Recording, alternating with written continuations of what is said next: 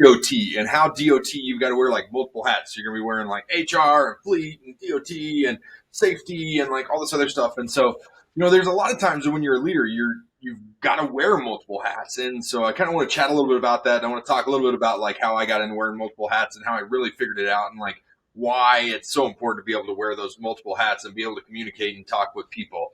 So cue up theme song. We'll be right back. The big question is this: how are leaders like us, who aren't necessarily in a management position, who go out and get our hands dirty, who are ready to answer their calling from God to lead, who are driven to learn and grow, gain the trust and respect of those around us, to actually be heard while not coming across as an authoritative prick? These are the questions, and this is the podcast that will give you the answers. Hi, my name is Dan Greer, and welcome to Leading from the Middle of the Pack. Awesome! So glad you guys are still here. Stoked that you're here with me today, and I'm really stoked to be talking about this topic. So it's really ultra cool to me because there's a lot of things that like this one hits really, really close to me. I was actually upstairs not too long ago chatting with my beautiful queen, Jenna, and we were talking a little bit about like how in a business you've got to wear multiple hats. And she's like, not only in a business, you've been wearing multiple hats for like the last 15 years in the jobs that you've been in. She's like, think about it. Whenever you were an equipment operator, you not only were an operator, you were a driver and a team lead and all this other stuff. Like you had to wear multiple hats throughout the day to get it done. She's like, every time you've been in a leadership role, you've got to wear more than one hat in order to be a good leader. And I said, man, you are wicked smart. I should do a podcast on that. And so, here I am down here doing a podcast on it. Number one point, guys, and I know that my wife's watching this, so I'm just saying this for her benefit, right? Your wife is always right. Ladies, don't let that go to your head. I'm not saying that you're always right. I mean, I just said you're always right, but like, I'm not saying you're always right, but like, they're always right, guys. So listen, okay? That should be like a whole podcast, like listening to your wife or listening as a leader, right? Like, anyways, hold on, I should make a note on that. My point is, let's get back, squirrel. Let's get back into like where we're at. So we're talking about how you got to wear like multiple hats as a leader. And I really want to like go into the DOT realm specifically for why you've got to wear multiple hats in there and like how it works and what kind of hats you've got to wear. Because I actually just walked into a company not too long ago and they're like, hey, Dan, we just got audited. We need help. Called him like an operations guy and a safety guy. And then they brought in the like the office manager and then like an admin to it. And then somebody who does billing because they had DOT spread out throughout all this area. Right? Like they had to spread out between like 6 different people. And it's because DOT is spread out between 6 different people, right? Like I used to laugh because whenever I was in the DOT world and I was working DOT in the corporate world, people would be like, oh, well, what department do you respond to? And I'm like, well, or they'd ask me, like, I suck at this question a lot. They go, Dan, where does DOT fall at? Because they always want to like put it under something. I said, what I tell everybody is, I said, whenever you've got more than 15 drivers, DOT is its own department within your company. And they go, what? What do you mean like its own department? I can't afford to hire somebody just for DOT. No, but you can have somebody who's like, that's like their focus, right? Like they're doing that within your company, but they do other things too because they wear multiple hats. And they go, well, why do you say that? And it's like, well, DOT is 50% safety. It's 50% HR. It's 50% fleet. It's 50% training.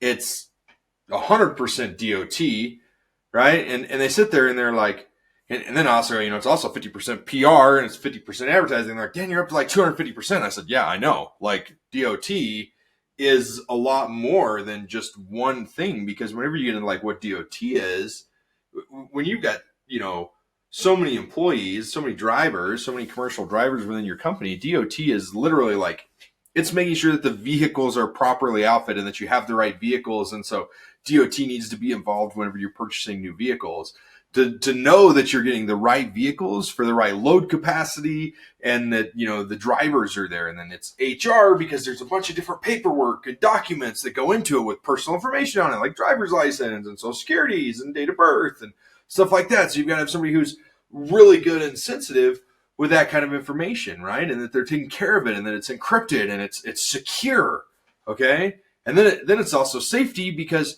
like at a roadside stop, and your guys are out on the road, they've got to be trained in safety, and they've got to be able to operate the vehicle safely and like tie their load down safely.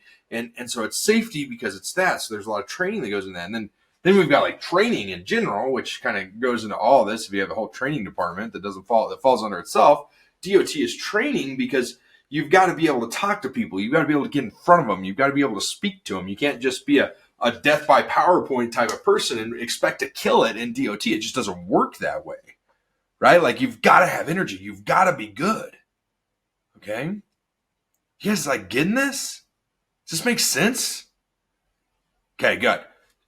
As long as it's making sense to you. So it's like as a leader, you've got to wear multiple hats, because if you're not willing to wear multiple hats as a leader, you can't truly lead. And you've got to be able to take one hat off and put the next hat on. So like I'm going to be able to go, okay, Dan the DOT guy's out. Boom. All right. Now I'm Dan the leader. And then I'm going to be able to go like, okay, whew, all right. Now I'm Dan the fleet guy. Don't worry. I'm not going to take my shirt off to be HR. Okay. I'm kidding. Well, I'm not kidding about not taking my shirt off. Nobody wants to see that. Even my wife turns the lights out. But that's beside the point. Oh, did I just go too far? Oh, man. Thank goodness it's my podcast and not yours. Oh, anyways, I'm kidding. Just joking, kind of, but not really. My point is that, like, you've got to be willing to wear different hats, and you've got to be able to put different hats on all the time throughout the day as you go through this. Like, so I told you about one time, not too long ago, I went in there and they brought like 6 or 7 different people in there. Well, they gave us their DOT to kind of handle. Now then they're giving it to us, but you know what I told them? I said, you can't like get this out of your company. Like you're always going to be here. It's always going to be part of your company. So my recommendation is this lady right here, this office manager. I want her, in my opinion, she's the one who can do this. I want her to be responsible for your compliance. And like this operations guy in the room, like you can see, he was getting a little bit fidgety. And the safety guy was getting a little bit fidgety. And the person who does like billing, she was getting a little bit fidgety, right? Like they were like, why her? And I said, well, she's very detail oriented, right? She's very detail oriented. She's calm, cool, and collected. And she's already doing admin for all these departments. She has the capacity to do this. She has the capacity and the ability to step into this role. The safety person had the capacity. He had the ability, but he didn't have the capacity. The operations guy, he had the ability, but he didn't have the capacity. The person who was doing invoices had the ability, but didn't have the capacity. And the guy who worked in the shop had the capacity, but didn't have the ability. He had the time, but not the ability to be as technical and as advanced as he needed to be to get in there to be able to do this compliance side of it. And he didn't have the communication skills, so he didn't have the ability, though he had the capacity. He had the time, but he wasn't able to do it. Does that make sense? Right? Like if you have somebody who's in operations, you can't just be like, oh yeah, you're an operations manager over a $10 million company? Perfect. You're going to be doing DOT compliance as well. No, you can't do that. And you can't be like, oh, you're doing sales for a $10 million company? Oh, good. You're going to be over DOT compliance. That's not the way it works. Right? Usually you want to find somebody who's kind of got their fingers in multiple aspects of the company anyways. And so then it's a super easy flip from what they're doing to adding that to them. And then they get empowered because now then they're doing DOT. And then you put them through some training, and then now all of a sudden they're a B-level employee or C-level employee, and they start growing, and then they're a B-level employee. And then you give them some more training and some more empowerment, and then they grow some more. And now they're up to like a B-plus level employee, right? And then you give them some more empowerment and some more growth. Then guess what? They turn into an A-level employee. So you can bring somebody up if they have the capacity and the ability to do it. And that's like the biggest key to think about with all this is like wearing multiple hats is a lot of times some of us are at capacity, right? Like me personally, right now within my company, I look at where I'm at and I look at what I'm doing and I look at all the stuff that I'm handling and all the freelancers that I manage and all the team members that I manage and all the different pieces of the business that we're managing. I am at capacity. Now my capacity expands. The more I do, the bigger my capacity gets, right? We're not like a battery, okay? I don't have a battery in front of me, or I hold it up to where our capacity is this big. Okay, that's not what we are. Our capacity has the ability to expand. We're like a wineskin from biblical times. Not a wine bottle, okay, but a wineskin from biblical times. Okay? The more you put in it, the more it expands. And if you leave it there for a while, it'll actually expand and stretch a little bit more, and then you can put some more in it. And then it'll expand and stretch, and you can put more in it, and then it'll expand and stretch, and it'll put more in it. But if you don't use it, okay, what happened to them old wine skins when you didn't use them? They cracked and got brittle and were useless. We're the same way with our capacity. If we don't continue to keep our capacity full, it shrinks. Okay? Now, this is a horrible example, but think about your stomach. If you overeat for one day, what happens? The next day, you're hungrier because your stomach is expanded and you don't get full as fast. So, like, let's say you eat, I don't eat this way, okay? Well, we're going to throw this out here. Let's say day one, you eat a half a hot dog and you're full. On day two, you're going to be able to eat a whole hot dog. On day three, you're going to be able to eat a hot dog and a half. On day number four, you're going to be able to eat 2 hot dogs. On day number 5, you're going to be able to eat 3 hot dogs. On day number 6, you're going to be able to eat 3 times 1.5 would be 5 hot dogs, right? On day number 7, you're going to be able to eat 7 hot dogs. On day number 10, you're going to be able to eat 9 or 10 hot dogs because your capacity grows, and the more you expand it, the faster it expands. But think about it the other way. If you're not using your capacity, if you're not changing hats, if you're not learning stuff, if you're not doing multiple things, what happens? All of a sudden, it's just like your stomach. It shrinks. If you're used to eating a plate full of food, right? And you take out 1 chicken breast. Like, let's say you're used to eating like 3 chicken breasts and broccoli and rice. And now then you eat 2 chicken breasts and broccoli and rice. That first day, you're hungry. That next day, you're still hungry, right? But by the end of that day, what happens when you get full with 2 chicken breasts and half the broccoli and none of the rice? Or all the broccoli, 2 chicken breasts, and no rice. Now you're full. You don't have to eat the rice. You can force yourself to eat it, and your stomach's going to expand, right? So our capacity is the same way. If we don't use it, it shrinks just like our stomach does, and it expands. The more we use it, the more it expands. So you want to continue to grow. You want to continue to switch hats. You want to continue to be in different routes and go in different ways and doing different things and growing your capacity. Okay? Now, the other thing I brought up was capacity and, what was the other one? It started with an A.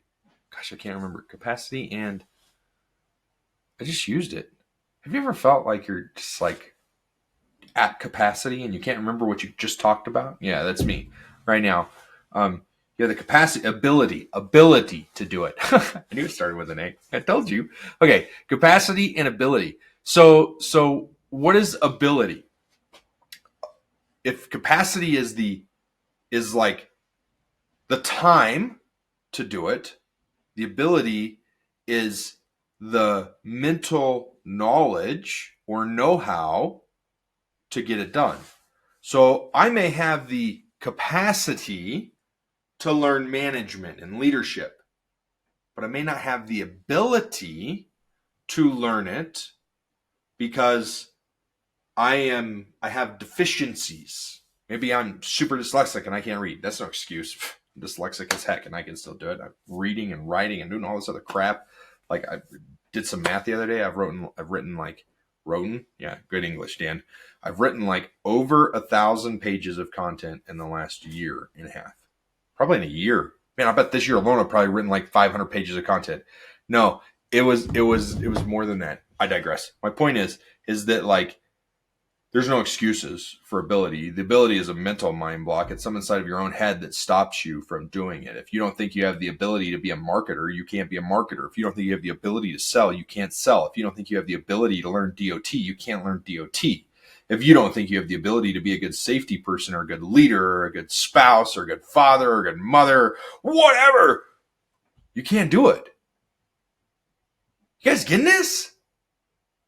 Everybody has the ability unless it's a mental block And then you just have to figure out it's a mental block. How do I fix this?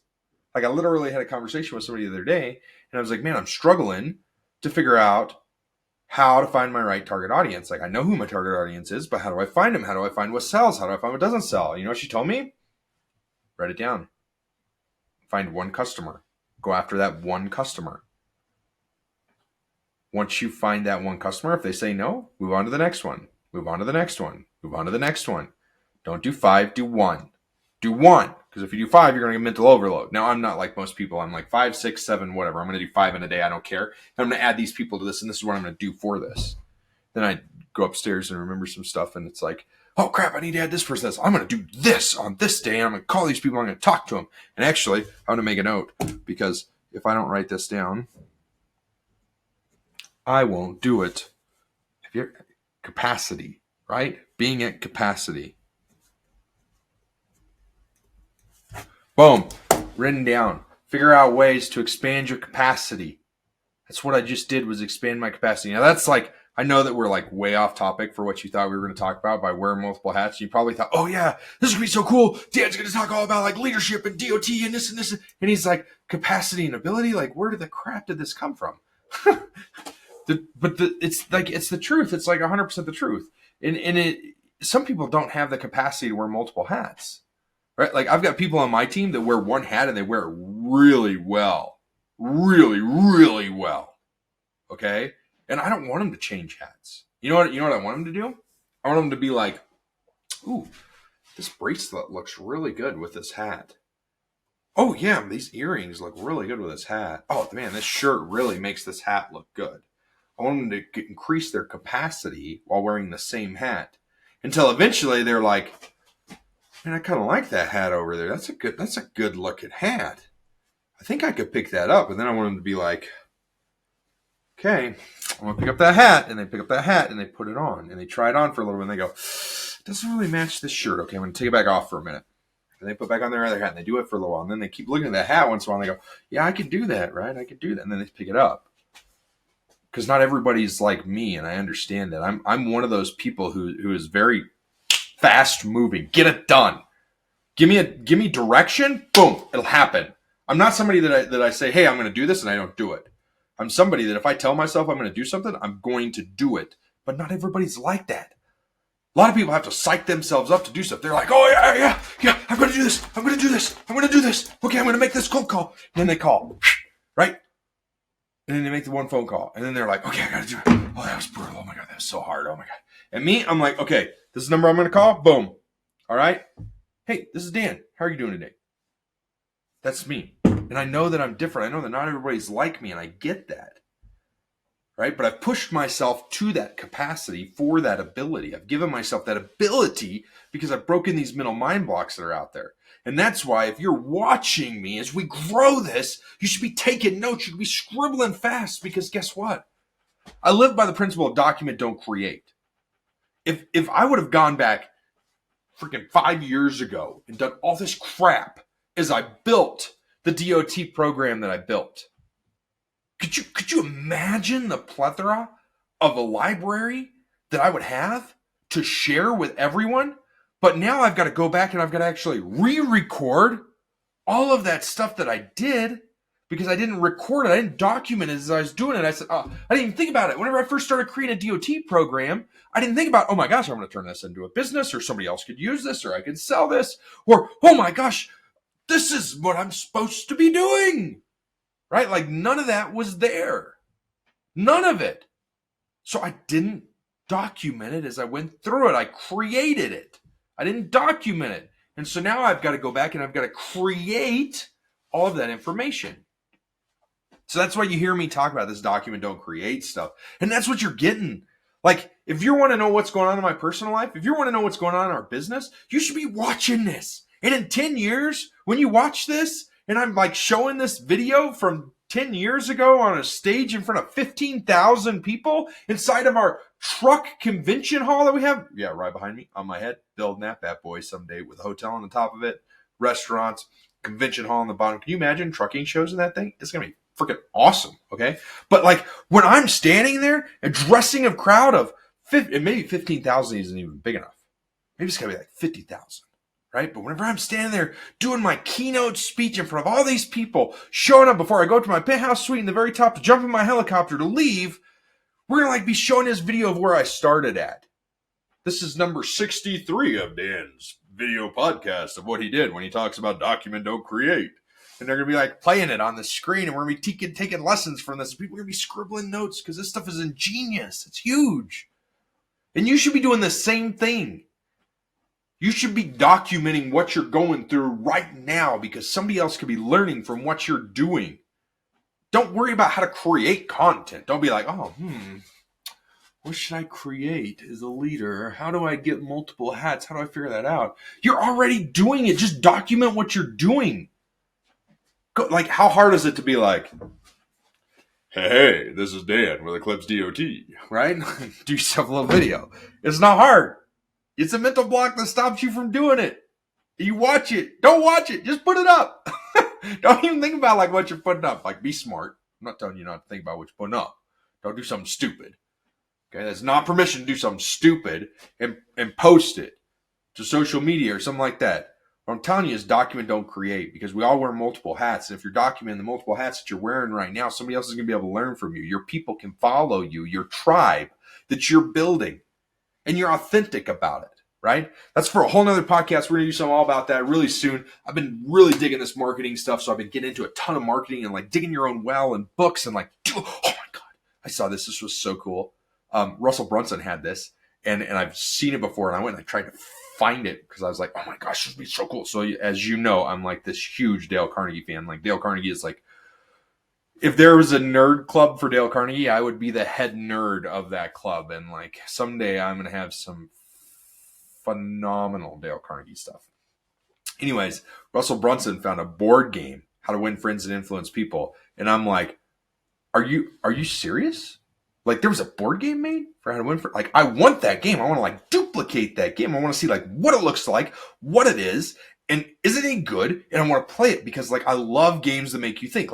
As you can see over here is the cash flow game from Robert Kiyosaki, and we play it as a family with my kids, 9 years old, 10 years old. We play with all my kids as a family. The cash flow game. Yes, it's an expensive game. Yes, it's 100% worth your money. 100% worth your money. 150%. I would buy that game 100 times over again right now in my life. And I would play with my kids, and I'll play with my grandkids someday. And my wife and I are going to play it together. It's fun. Okay? I digress. My point is you've got to be willing to wear multiple hats in what you're doing. When Dale Carnegie wrote the book, How to Win Friends and Influence People, he didn't wear one hat. He didn't go in there with his author hat and write that book. He wrote it as a leader. He wrote it as an employee, as an employer, as a spouse, as a father, as somebody who does sales, as somebody who's writing a book, as somebody who makes deals, big deals, small deals, all kinds of stuff. He wrote it with a million different hats on. And that's why it's so good to read. That's why it's so pertinent. That's why it's so great. And as I record these podcasts, I don't say this to sound cocky or arrogant, but I do it with multiple hats on. The last podcast I recorded was from a leader's standpoint of somebody who had to make a really, really hard decision. And it sucks to make those decisions. And I've recorded them from a marketer standpoint, and from a father standpoint, and from a DOT standpoint. And this one had a lot of DOT stuff in it. But that's me. That's who I am. I saw something the other day. Actually, I saw it on social media, and I thought, oh my God, what the hell is wrong with this person? I shouldn't say that. What the heck is wrong with this person? They got the new FMCSR book, and they're like, I shouldn't be excited to get this new green book or something like that. And I was like, what? You're getting J.J. Keller's crap. You're not even getting the real book.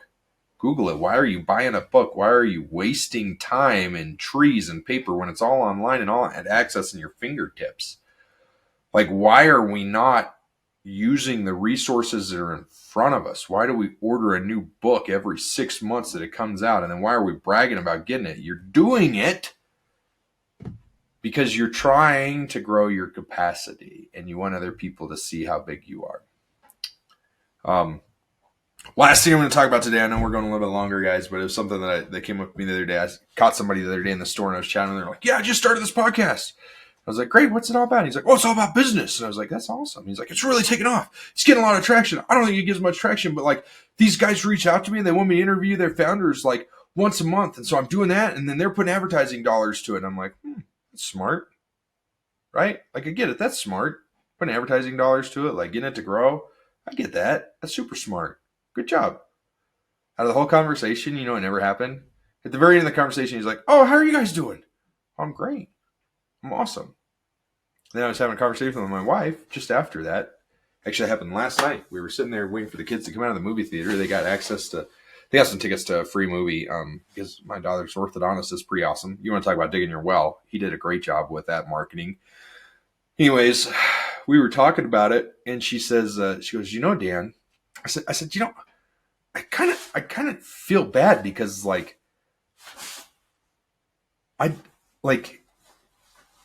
listen to all these other people brag about what they're doing, and I'm like, oh yeah, we're doing a lot. Like we got a lot going on. But like she pointed out, she goes, yeah, but they have to pull it out of you like tooth and nail. You're very humble, and like you don't tell people what your next step is until it's done, and like you go do it, and then people know what it is because you make a post about it afterwards, or you do something afterwards. Like nobody knows what you're doing until after it's done. And she goes, and that's super smart.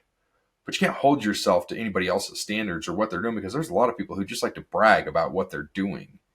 They want to come off better than they truly are. And I think that that's probably one of the biggest things in the world today that I struggle with the most is like, I'm an open book. I tell everybody anything. You want to know something, just ask me. But you got to ask me in order to know, right? Like if somebody comes to me and they're like, Dan, what's your next step? I'm going to be like, well, this is what I'm doing right now. Dan, what are you going to do for marketing? That's what I'm doing right now. Dan, how do you do this? Why do you do this? Why do you do that? I'm an open book, man. I got no problems answering questions, but I don't really like to brag about myself. And she goes, yeah, you have this unique ability, Dan. You have a utility. Can't even talk anymore. You have the ability to, when you're supposed to be in front of the room and be in charge, that you own that room. You own it. It's yours. Everybody knows it's yours. And you do a great job and you lead that room to the finish point. She said, there's a lot of people who can do that. There's a lot of people who can't do that. There's a lot of people who can do that, and you're one of those. She said, but what sets you apart from like 98% of the other people in this world is that when you go into a room and you're not supposed to own that room, and you have more knowledge than the people who own the room, you don't step up and make them look stupid. You ask questions, and when they can't answer a question, if they ask if anybody has an answer, you'll answer the question. But like, you're not there ever to show how smart you are. You're there to support them get through this event. You're there to help them grow, and you'll offer your wisdom and guidance to them one-on-one, personally at the end so they can grow. But you're not there to steal their thunder. Most people go in with the intention, and they don't even realize they're doing this. It's subconscious, she said, but most people go in with the subconscious intention to be the smartest person in the room.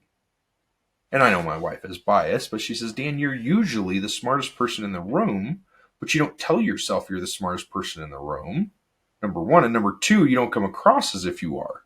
And when somebody else is wrong, you don't go, oh, no, you're wrong, unless they ask you if they're right or wrong, right? You don't point it out to them to show them that they're wrong, but you show them how to improve afterwards in a one-off setting where it's not near as embarrassing as being like, oh, why'd you say that in front of everybody, right? And she said most people, they can't do that. They can't turn on and off that switch of owning the room and being the person who has to be the center of attention. She says you've got an aunt that can't turn it off.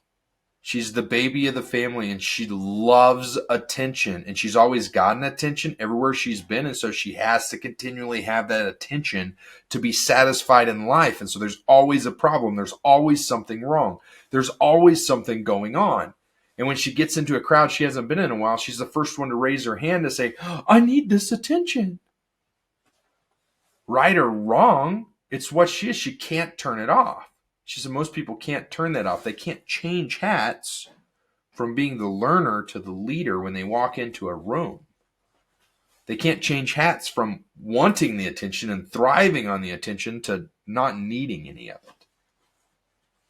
She says, you have that very unique ability to do that you walk into a room and you don't have to make people feel stupid just because they don't know as much as you do about a topic, even if they're the expert in that topic.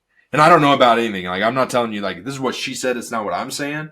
So I want you to not think that I'm like coming across as super cocky here, or that I'm coming across as super cocky and that I'm not humble, because she's saying how humble I am. And I'm not saying I'm humble. I'm not saying I'm not humble.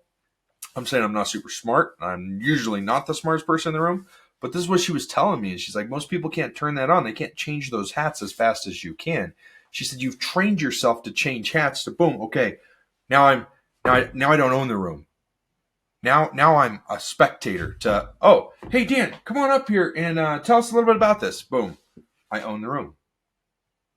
Second I'm up there, second they tell me I can own the room, I own it. And they go, oh, yeah, thanks for that advice. Boom. I no longer own the room.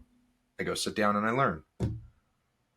I don't have to be like, hey, did you think about this? Hey, did you think about this? You guys get this? Do you get how important it is to be able to switch hats in every aspect of your life? Turn it on, turn it off, figure out where you're at. So many people can't do that. So many people can't change their life. They can't change hats from a leader to a non-leader. From HR to DOT to safety to training to fleet, they can't put on those different hats, right? I always love the idiots who like come in and I had this one boss one time. He was so stupid. His name was Paul. He was like, this dude, arrogant as hell. He was ex-cop, thought he was awesome. Oh my God. He was like dumb as a box of rocks. Like he was the worst leader I've ever had. And ever in my career. It's not because we didn't get along, because actually we got along just fine, but he was just stupid. Arrogant. I don't like arrogant people. If you're arrogant, we probably won't get along. He was super arrogant. And we were sitting in this meeting one time, and he they asked him a question. God, stupid. Just stupid. Anyways, they asked him a question, and he didn't wear a hat because they were in the office. Paul had his deep voice like this, and he talked like he knew it all. But anyways, they asked him a question, and he goes, well, hold on. Let me get my fleet hat and put it on because I'm a cop. I got to change hats. Now, here's my fleet answer. Now, here's my DOT answer. Now, here's my leadership answer. Now, here's the real answer as a cop. And that's exactly what it did. And I was like, dude, you're a freaking idiot. Don't be, he wasn't trying to be funny. He was trying to be a prick. Right? Because he really thought he should have been the VP of safety, and they didn't hire him for the VP of safety or VP of fleet or whatever it was. They put him as like a DOT, I don't know what the crap they called him. Coordinator? I don't know. He was like one level above me at this company, but he was a joke.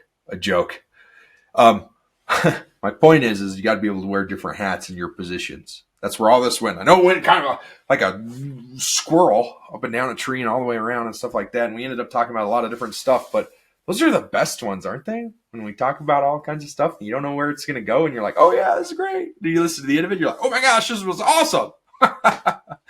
But so I'm going to finish up right there. And I just want to say that, like, don't be afraid to wear different hats in your career. Don't be afraid to push other people to wear different hats. And also know that if somebody's not super good at wearing multiple hats, don't push them to put on 10 different hats at the same time, because it's not going to help them. Right. And the big thing is giving somebody ownership in something.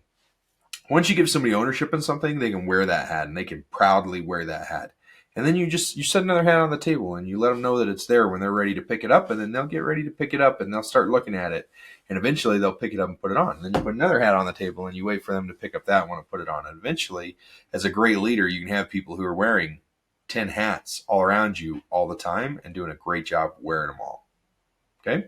So if you like this podcast and you learn a lot, I want to encourage you to share it today. I want you to take a screenshot of it and share it, right? Give us a 5-star review if you liked it. If you didn't like it, what are you doing still listening to this? Don't waste your time. Go find yourself a better cop podcast if you didn't like this. If you loved it, great, okay? Rate us, subscribe to us, leave us a review, download it, tell your friends about it, because how does it spread? Like wildfire as soon as we start chatting about it. So, hope you all enjoyed it. We'll chat soon. I'll talk to you guys later.